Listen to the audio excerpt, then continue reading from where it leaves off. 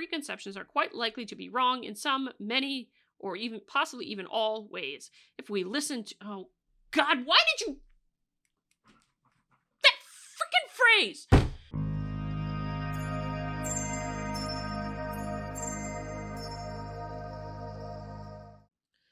Okay, so this is a bit of a special recording tonight, an extra one I was not originally planning on doing, because I was sent this article by a number of people and asked to react to it.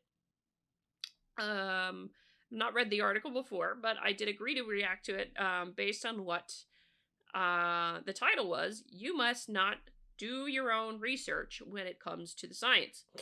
And also because I noticed this was an editor's pick. This article is older. I've seen it circulating with new commentary and what have you. It is older because it's from July 30th, 2020, so 2 years old at this point, or almost 2 years old.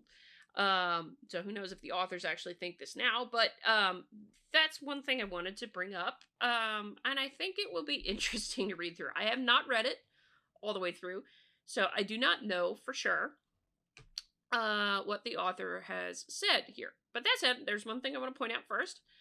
Don't forget, the Rogue Journal Club podcast is available. Second episode is up, and we're going to be getting ready to record the third here at the end of the month with our next article of interest that we're going to review. Well, I won't spoil it for you. Let's put it that way. I don't think you're going to want to miss it though, because it's going to be fun. We're going to have some fun with that article, I think. Here, so let's see. You must not do your own research when it comes to the science. Of course, the immediately thing I'm going to is, okay, why? Tell me why, and I'm sure we'll get into that. Quote, research both sides and make up your own mind. It's simple, straightforward, common sense advice. Okay. Straight out the gate, I will say something just to remind the audience. Longtime viewers of this channel know this, but I am a research scientist for a living, specifically work in climate-related issues on the professional side off of YouTube. And so, as a scientist, I'm going to actually tell you that's pretty damn good advice. That is pretty damn good advice. Anyway. And when it comes to issues like vaccinations, climate change, and the novel coronavirus, SARS-CoV-2, it can be dangerous, destructive, and even deadly. What? Okay. The techniques that most of us use to navigate most of our decisions in life, gathering information, evaluating it based on what we know, and choosing a course of action, can lead to spectacular failures when it comes to a scientific matter. Okay. There's a presumption there in that paragraph, and it could be one of two kind of presumptions. For one, could be a presumption of the authors that we should only rely on scientists to make decisions about certain things, which is a poor presumption, I think, to make, because there's actually many competing objectives that are used, and many competing things that are used for making decisions, be it in policy or in management of something or in a business or any number of different things. It is not just a scientific thing, what have you. You also make the presumption that a lot of these things are purely scientific matters. The research surrounding these things are, absolutely. The reactions and the policy decisions and the personal decisions to them are not purely scientific matters. This is not a scientific matter entirely. This is a how I live my life matter. And therefore, there's a lot of other things that come into it, like how am I going to keep food on the table if the government locks down because of COVID-19 or whatever. Or any number of other different things. So, no, it's not purely a scientific matter to begin with. So that is a flawed assumption straight out of the gate. The reason is simple. Most of us, even those of us who are scientists ourselves, lack the relevant scientific expertise needed to adequately evaluate the research on our own. In our own fields, we are aware of the full suite of data, of how those puzzle pieces fit together, and what the frontiers of our knowledge is. When laypersons espouse opinions on those matters, it's immediately clear to us where the gaps in their understanding are and where they've misled themselves in their reasoning. When they take up the arguments of a contrarian scientist, we recognize what they're overlooking, misinterpreting, or omitting. Unless we start valuing actual expertise, I want to put that in quotes, that legitimate experts have spent lifetimes developing, doing our own research could lead to immeasurable, unnecessary suffering. Oh,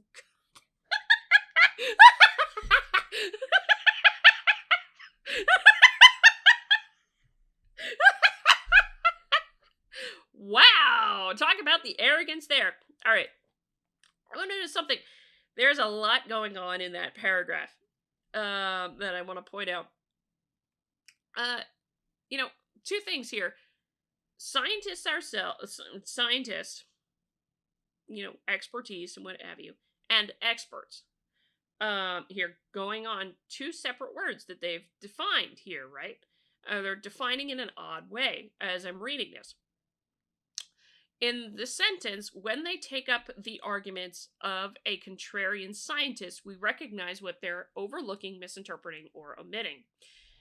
And then you have the next thing, unless we start valuing the actual expertise that legitimate experts have spent lifetimes developing.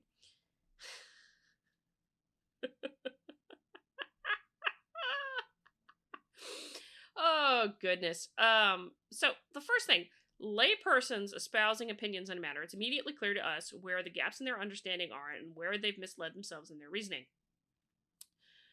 When somebody, what this drips with to me, and maybe it's just an interpretation on my part, but what this drips with to me is the idea that a layperson cannot understand all of these different things that we, the legitimate experts, in air quotes, the legitimate experts can understand.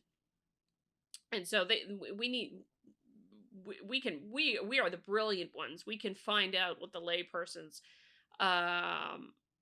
are missing because of our degrees and our expertise and what have you. One of the things that this very much depends on, this whole logic bit here, is what do you define as an expert? How do you define expert? And the way I read that framing with those last two sentences in this paragraph, with the contrarian scientist versus the actual expertise that legitimate experts have spent lifetimes developing, is that a contrarian scientist is not necessarily considered a legitimate expert in these authors' views, which is poor way to think about it when you're talking about the fact that what about that contrarian scientist makes him an illegitimate expert? Is it because he disagrees with your legitimate experts? And what do you mean by the legitimate expert at this point? Just because somebody has, and I will say this, there are a lot of great scientists who spent lifetimes doing research, analysis, pushing the boundaries of their fields to find new things, find out new things, and change their way of thinking about it, and all this other kind of stuff. There are legitimate, well, not legitimate. There are a lot of great scientists that do that. I don't mean that scientists are not legitimate. I just don't like that phrase, legitimate expert, right now, because that reeks of the idea that, because of the way they framed it with the contrarian scientist versus the legitimate expert, it reeks of the idea in here that the only legitimate expertise are people who think a certain way, which is, of course, goes against viewpoint diversity straight away, but also is very anti-scientific when you're thinking about it, because when you're chasing facts and objective information, data analysis, and come up with a reason for why something is, and sometimes in respective scientific fields, and particularly when it's a controversial, fast-moving subject that is brand new, like COVID-19 has been, there's a lot of argument going back and forth. And that's important to recognize, that just because someone disagrees with the prevailing consensus for whatever reason, it does not necessarily make them an illegitimate expert in anything. But that's the thing that is lacking quite strongly here in this paragraph, is I have no idea what they're talking about when they say legitimate experts. Actual expertise that legitimate experts have spent time developing. Who are you? Who the hell are you to assign that these people are the ones that have the truth? And unless you're starting to value the people who actually have the truth here, and I shouldn't necessarily use the truth in air quotes, but I mean it in the sense that, these are the preferred people. They have the right expertise. They have the legitimate expertise in the phrasing of this article. So they are therefore the ones you should trust because they've got all the right knowledge and expertise and data, and they're the ones that know everything, if you will. You plebes don't know everything. That's what this whole paragraph drips of right here, is that if it's a contrarian scientist who doesn't have actual expertise, whatever the hell that is, here, yeah, no. They're not a legitimate expert, according to this thing. You've not defined in this article at all what you mean by an expert to begin with, so I want to know the answer to that. My guess from the way it's framed here is it's an expert who's developed. An expert is a person who has great knowledge, lots of experience, lots of skills in this particular thing, but also has certain agreement with us, which is not correct if that's your definition of an expert. And also, one of the things I'm noticing here is when laypersons espouse the opinions on these matters, it's immediately clear to us where the gaps in their understanding are and where they've misled themselves in their reasoning. So let me ask you a question. If a layperson espouses an opinion that you, the legitimate expert, in the author's words, disagree with,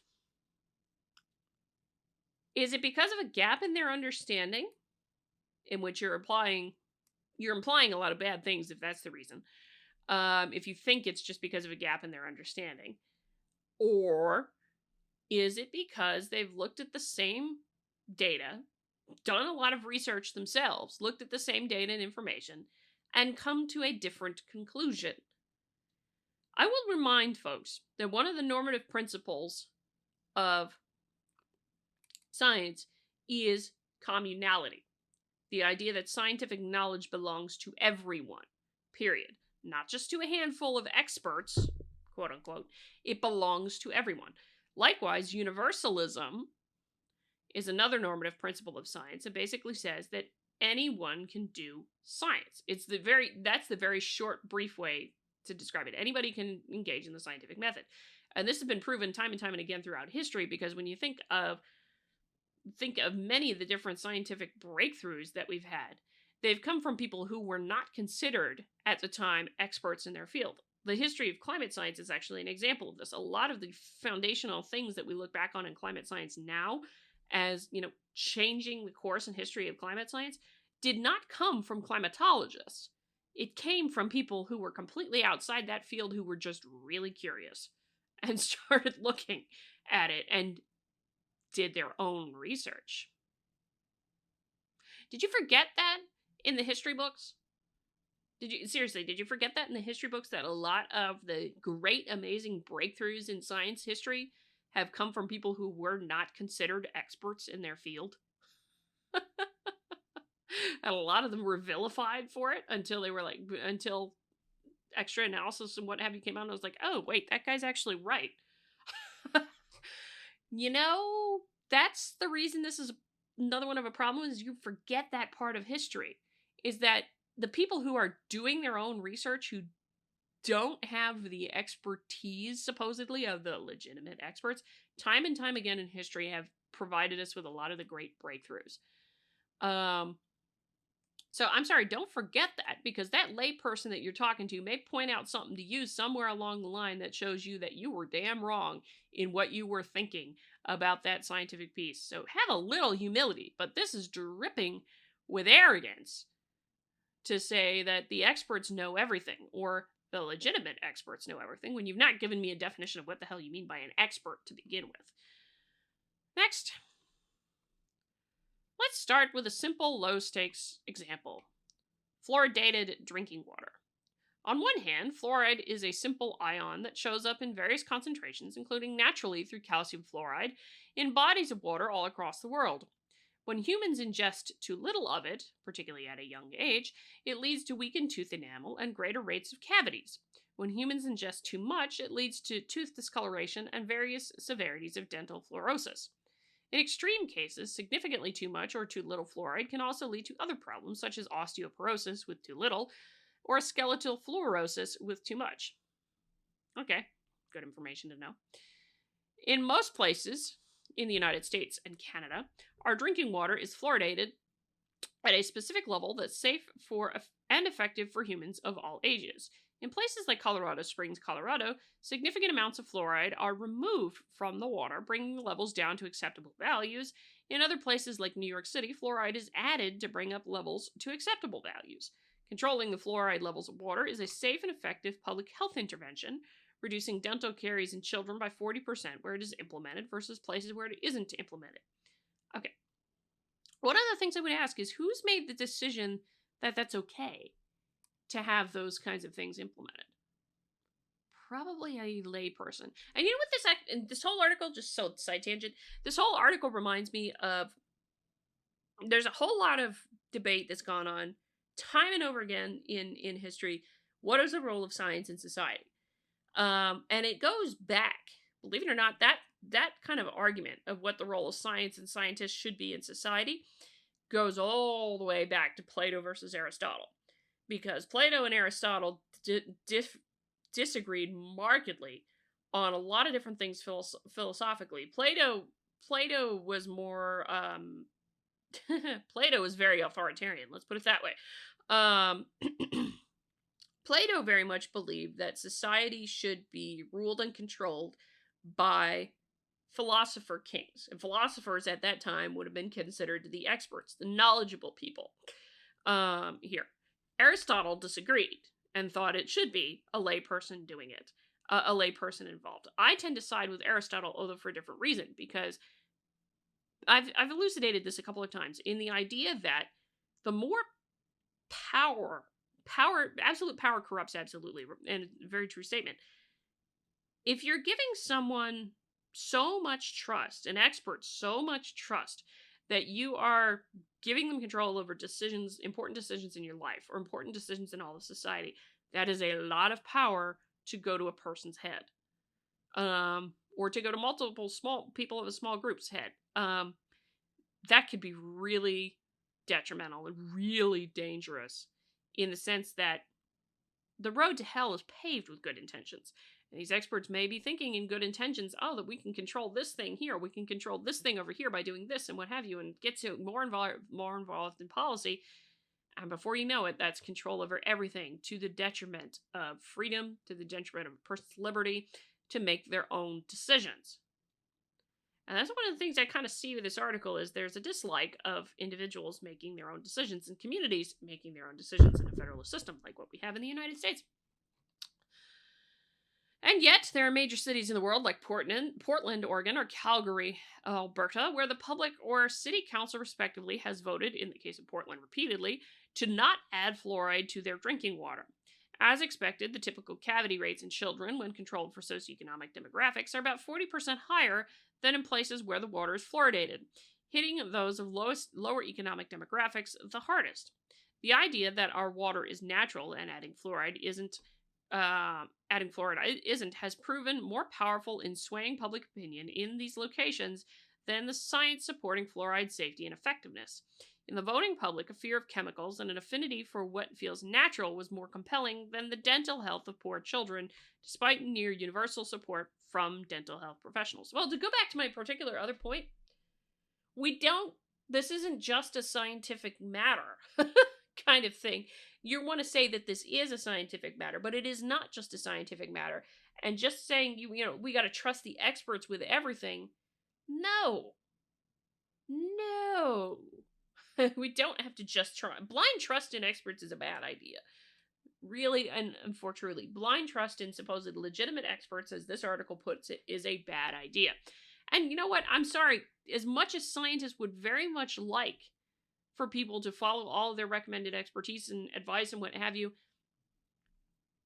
you can't force somebody to do it. That would be the authoritarian approach here, to force someone to follow a scientist's advice. Like I said, I don't like the idea of giving experts unlimited power and control and authority over somebody's life. There's an old saying I've grown quite fond of recently. You can't reason someone out of a position they didn't reason themselves into. When most of us research an issue, what we are actually doing is formulating an initial opinion the first time we hear something, evaluating everything we encounter after that through the lens of our gut instinct, finding reasons to think positively about the portions of the narrative that support or justify our initial position, and finding reasons to discount or otherwise dismiss the portions that detract from it.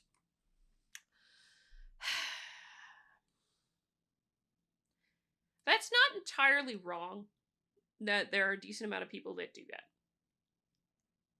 There's also a decent amount of people that don't. There's also a significant amount of people that don't. And it's very unwise, as this Forbes article basically shows, early on, it is very unwise to get into the arrogance of saying that some people, that experts are better than everyone else and that we should entirely rely on the experts for everything. That, I think, is a very bad idea. Blind trust in experts is not a good thing. That's a lot of power to go to somebody's head, which can lead to a hell of a lot of problems later on down the road. But that is not what everyone does. But you can formulate an initial opinion, yeah, and then you evaluate everything, but it also could very well be that you start asking questions and you get answers to those questions.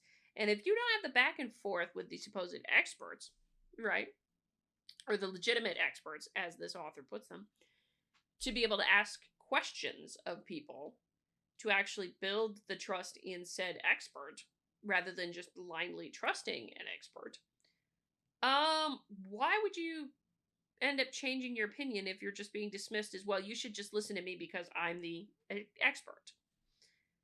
That's the kind of problem I see with this. And it's also, again, the blind trust in experts is a bad idea societally. I don't approve of that, and some folks would consider me an expert in the field that I'm in. So I don't particularly want folks to just blindly trust me when I say something. And it includes on videos like this, so go for it. Of course, that's not what we think we're doing. We think of ourselves as the heroes of our stories, cutting through misinformation and digging up the real truth on the matter. We think that just by applying our brain power and our critical reasoning skills, we can discern whose experts' opinions are trustworthy and responsible. We think we can see through who's a charlatan and a fraud, and we can tell what's safe and effective from what's dangerous and ineffective. This is selling people short. Again, this is selling the layperson short in their ability to reason. Except for almost all of us, we can't. Even those of us with excellent critical thinking skills and lots of experience trying to dig up the truth behind a variety of claims lack one important asset: the scientific expertise necessary to understand any finds or claims in the context of a full state of knowledge of your field. Part of why scientific consensus is so remarkably valuable. It only exists when the overwhelming majority of qualified professionals all hold the same consistent professional opinion. It truly is one of the most important and valuable types of expertise that humanity has ever developed. When it is a natural consensus, yes. When it is a forced consensus, that's two different things. Natural consensus is that when everybody is reading the same research and what have you, and it's like, oh, yeah, did I see all that kind of, and challenges things and what have you, natural argumentation going back and forth, but they end up, a lot of the community ends up arriving at the same conclusion independently. That is a completely different thing from a forced consensus where you are forced to accept this particular proposition. And that is the sort of more groupthink mentality that kind of pushes others along instead of letting people independently reason to their own conclusions. Lacking one important asset, the scientific expertise necessary to understand or find any finds or claims in the context of the full state of knowledge in your field. I would go back to history with that one and remind the author here that there have been many times in the history of science where someone has not had the scientific expertise with regard to a claim and has yet made a very vital breakthrough in the particular field that they were not considered an expert in their time. That has happened time and time and time again through the history of science. So, no, you don't necessarily need to have the scientific expertise to do something. And I'm presuming what is meant here by scientific expertise is that, say, if you're a if you're making a claim about medicine, you are a doctor trained in that particular field, and you've been reading the papers and all this other kind of stuff, and you've been practicing for however long. That's what I'm presuming they mean by this. You don't have that expertise. You haven't been trained in that. Therefore, you can't possibly evaluate all of this and understand to make your own decision. I'm just dramatic voicing what's coming across to me from the author.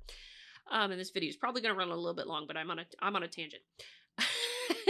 So, I don't think so. You don't necessarily need scientific expertise to understand any fines or claims related to the field. So, I disagree. You're missing a lot of things here, and you are, again, very much selling short what people are capable of. A lot of educated people are the ones who do not necessarily have the advanced degrees. Very capable people. But only if we listen to it. It's absolutely foolish to think that you, a non-expert who lacks the very scientific expertise necessary to evaluate the claims of experts, are going to do a better job than actual bona fide experts in separating truth from fiction or fraud. When we do the research for ourselves, we almost wind up digging deeper into our own knee-jerk positions rather than defer to the professional opinions of the consensus of experts. Oh my gosh. Dude, author, whomever you are, that is a really bad way to get people on board with actually listening to experts, is to say that they can't understand it without your help. It is certainly better if they work with you. I will acknowledge that. But to say that they can't, to say that you don't have the expertise to evaluate our claims. Well, who the fuck are you? I'm sorry, but you may have a lot of experience. You may have a lot of knowledge, but that sure as hell doesn't make you any better at reasoning than anybody else. And so if somebody who is smart enough with their own logic and doesn't have your expertise can critique your claim and see the logic problems with it, yeah, they don't need the scientific expertise to say that your claim is crap or that your claim is right. You just need to be able to defend the logical reasoning of it and provide some evidence and analysis that somebody else can go and validate if they so choose. And be thinking about it. Scientific knowledge belongs to everybody, and anybody can do science. Communality and universalism, don't forget it. When it comes to fluoridated drinking water, the consequences may only be mild, cosmetic, barely visible markings on your teeth in the case of overfluoridation, or a slight weakening of your tooth enamel in the case of underfluoridation. But in the cases of a number of policy measures, vaccinations, climate change, or the science of the novel coronavirus and the disease it causes in humans, COVID-19, the stakes are much higher. The consequences of getting it wrong can lead to permanent consequences, or maybe even a life or death matter for many.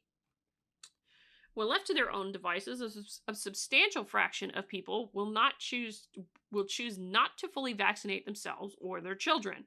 In some schools, up to 60% of children can be unvaccinated against preventable diseases such as measles, leading to a resurgence of diseases that should be eradicated. Many parents have a greater fear of the adverse consequences from vaccines, despite the fact that, other than skin irritation at the injection sites, medical complications are extraordinarily rare, occurring in far less than 0.01% of patients, and occur no more frequently than random chance would indicate. This reeks of the assumption that scientific knowledge should be the only thing by which we make decisions. And that is wildly inaccurate. That is not the only thing by which we make decisions. One of the things here is that there are religious concerns involved. In some religious beliefs, you're not supposed to put these artificial things into your body. That's not something you as a scientist can control, and it sure as hell isn't the right thing for you to do to try and force it on somebody because the science or the legitimate experts say it's good. That is no amount of scientific practice gives somebody a moral compass, and unfortunately, this is just reeking of the whole things of when left to their own devices, When left to their own devices, you people can't be left to your own devices. You're going to make the wrong decision. How do you know it's the wrong decision? How do you know people can't make that reasoning for themselves and incorporate everything? As a scientific expert, you have a very narrow, myopic, to the point there, perception and expertise. You have very narrow, tiny expertise in one thing. The mother, the family, the individual has an expertise that you as the scientific expert can never have, will never have. They are experts in themselves. They are experts in their own lives. They are experts in what matters to them, what affects them, and all of these other kinds of things. Yes, they don't have the degrees necessarily. Don't always have those degrees. But you don't have a degree in another person. So please don't tell me about expertise that way, because you don't have expertise in another person. In the individual life of another person, you don't have expertise in the individual life of a community that you have never been in. You don't know what's best for that community just from your scientific knowledge. You can make a recommendation that we think is the best thing, but when somebody sits back and makes their own decision because they've done the research about all the other things that also affect their decisions and affect their lives, don't be pissed off if they don't take the same perfect little thing that you want them to have. The science overwhelmingly indicates that vaccines are one of the safest public health interventions ever undertaken by humanity. But if you do your own research, you can find a small percentage of online activists and even a few medical professionals who rail against the overwhelming science, pushing discredited claims, fear, and often unproven cures or supplements as well. This fraud-driven controversy creates an enormous public health disaster that's still ongoing today. I would like you to have some proof on that, but anyway, let us continue. Similarly, in the field of climate science, it's overwhelmingly understood that the Earth is warming, and local climate patterns are changing, caused by changes in the concentrations of gases in our atmosphere. That is an incorrect phrase because they're omitting the fact that it's greenhouse gases. Anyway, driven by human-caused emission of greenhouse gases from fossil fuels. And that is having a number of adverse consequences, causing changes in food supplies, water availability, and land use across the world. I will make a point right here that a bunch of that is uncertain. There's a bunch of things in there that is got a lot of uncertainty to it. Doesn't mean I'm discounting the science. I'm just pointing out what I know from my expertise in the field. Here. This has been scientifically known and accepted by a consensus of active climate scientists for more than 30 years, and yet a sustained misinformation campaign, as well as a few contrarian scientists. This is another thing that points to the idea that there are legitimate experts and there are not legitimate experts in the eyes of this author, because contrarian scientists who are looking at the problem differently and maybe seeing something that you don't see as a legitimate expert suddenly is an illegitimate thing. The whole thing also with misinformation. How the hell do you define misinformation with this? Has sown sufficient doubt that anyone who is determined to do their own research can find boatloads of websites and documents confirming whatever conspiratorial line they thought they prefer. It doesn't change the scientific truth.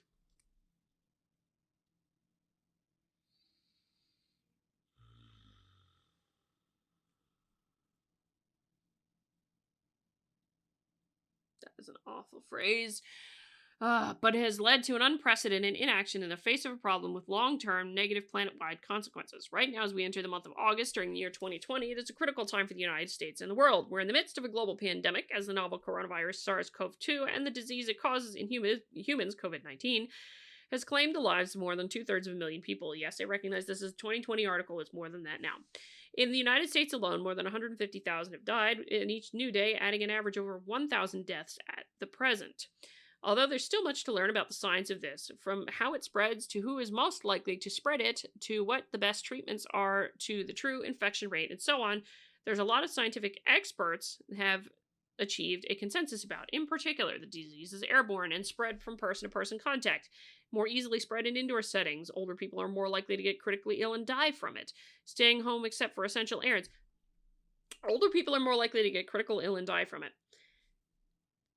This is why parents may not necessarily want to vaccinate their kids, because there is an adverse reaction rate, and yet their kids are not likely to be harmed by the thing you're asking them to be vaccinated about.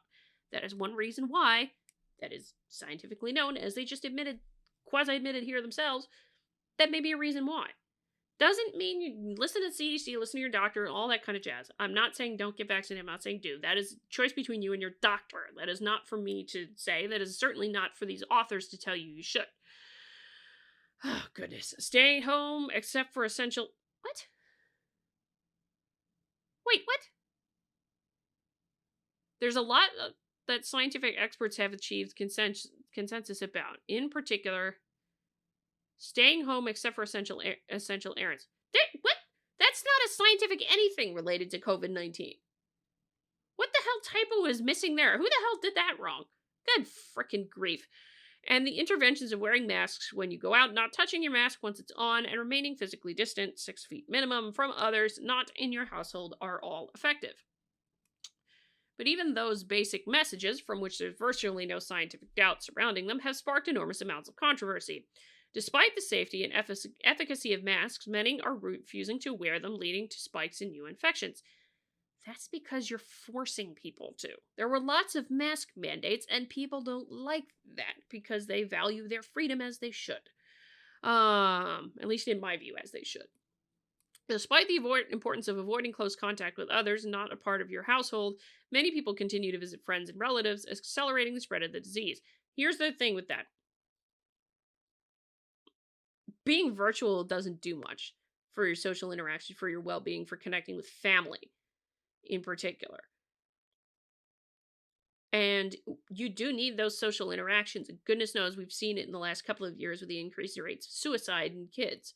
As they've been stuck at home, locked down at home and not been allowed to do anything, not been allowed to go out.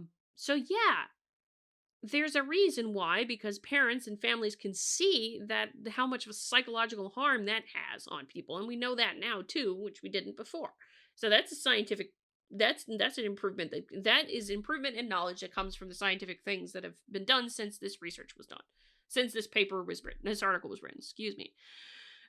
Despite the fact that over 150,000 Americans have already died from it, many continue to claim it's just like the flu, even though the last time more than 150,000 or more Americans died from the flu was in 1918, the year of the infamous Spanish flu.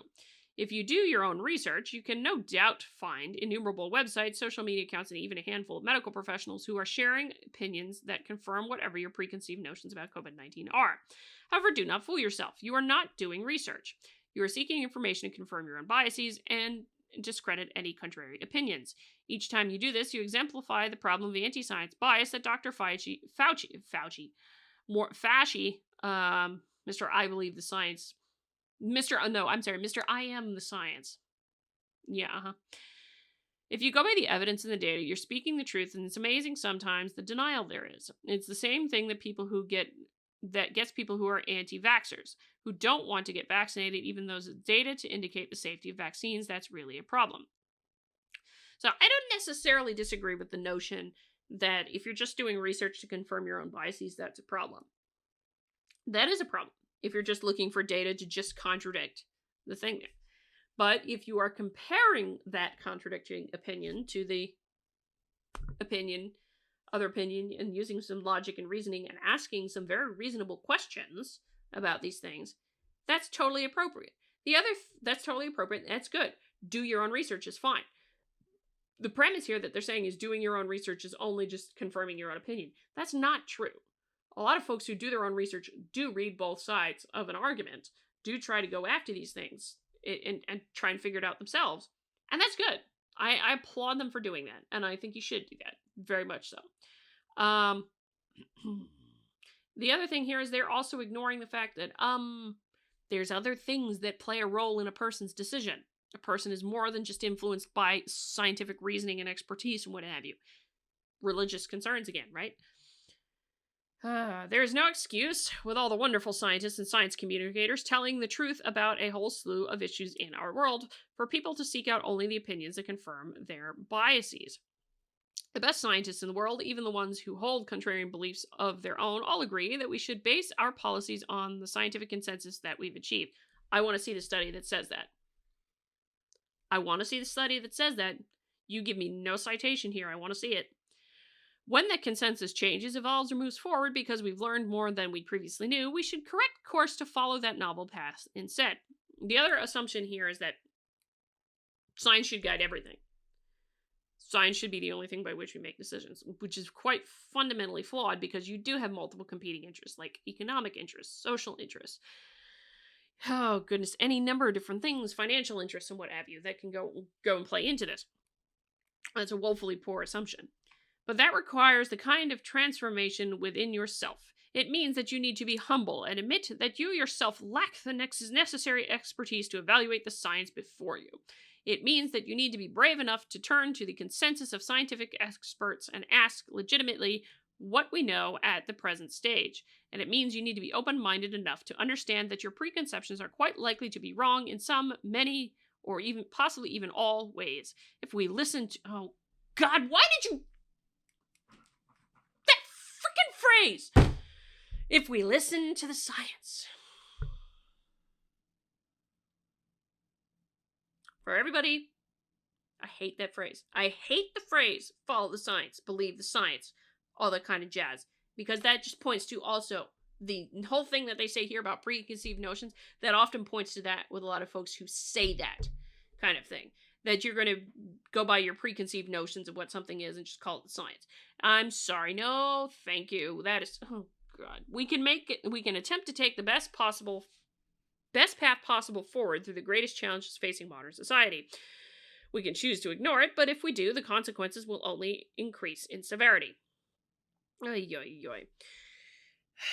I disagree. I really dislike that phrase. In a lot of ways, because science is a process by which we get at the truth. It is not something that we believe or anything like that. It is not a matter of faith here, and I'm sorry, I very much disagree. If you are confirming your own biases, that is one thing. But a lot of people who I know doing the research are doing it with things in mind, with the questions they need to answer about their own lives in mind, and how this thing is going to affect them in particular. And it is one thing that no scientist is an expert in that matters in all this. You, the individual listening to this right now, you are an expert in your own life. You are an expert in your own health alongside your particular doctor, which is why I say again, when it comes to COVID-19 vaccines, talk with your doctor. That's your choice, not mine to make for you. And what have you. And this just drips with a certain amount of arrogance that bothers me to no end, in the assumption that, when you're just doing your own research, all you're doing is all confirming your own biases. You don't know that when somebody goes to do their own research, and so that's disappointing. But, wow. Drips with a lot of arrogance here. So I'm going to say right now, I've scrolled back up to the title thing here because I'm going to end this video because it's going to get long. It's getting long because I got annoyed. Here's what I have to say to that. Do your own research, but, caveat it, do your own research, but be mindful of this, that you may be inadvertently confirming your own biases. That is a very fair thing to be concerned about. But to say never to do your own research when it comes to science, when we know many times over in history, many of the breakthrough advances in science have come from people who were not considered experts in their field. And I really find it disgusting to see this notion of legitimate experts, because you've given me no definition of what you mean by a legitimate expert in all this. You've not given me that at all. You've not given me a definition of an expert to begin with, which is not an easy thing for anyone to define. But I will contradict the title here and just say to you all, do your own research, but be mindful of your own biases and your own opinions and what have you, and what you would prefer to see as a scientist would be. It's one of the reasons we have the normative principle of disinterestedness. We are to be mindful of what our own preferred outcome is, and to make sure we construct studies and research that is about getting to the truth and not about confirming our own preferred outcome or our own preferred answer to the question. Goodness. The other thing I would say to this is that, like I said, I've got lots of problems with the notion that we should blindly trust scientific expertise, and what have you. For one thing, because it's not the only thing we make our decisions off of, be it as a society or as an individual. Um, and putting that level of blind trust in an expert to guide everything is a tremendous amount of power to give to what is a very few people in the entirety of the United States. So, no, I don't like the idea of blind trust in experts. I don't think it's necessarily a good thing. Um, and I think the point, in a lot of ways, of doing your own research and doing it right, like I said, be mindful if you do have a bias about something, um, is to gut check the experts, if you will. Besides, like I said, universalism. Anybody can be a scientist if they're willing to put in the process and work with the method. And scientific knowledge, as per communality, does belong to everyone. That was interesting. Mixture of laughter and frustration on my part, and a dripping amount of arrogance in this article from what I could read. Anyway, at least that's my interpretation of it. Let me know what you think. Comment on the video, share the video, subscribe to the channel, like the video on the way out the door, all that good jazz. Until next time, I'm Adrian. Stay curious, everybody.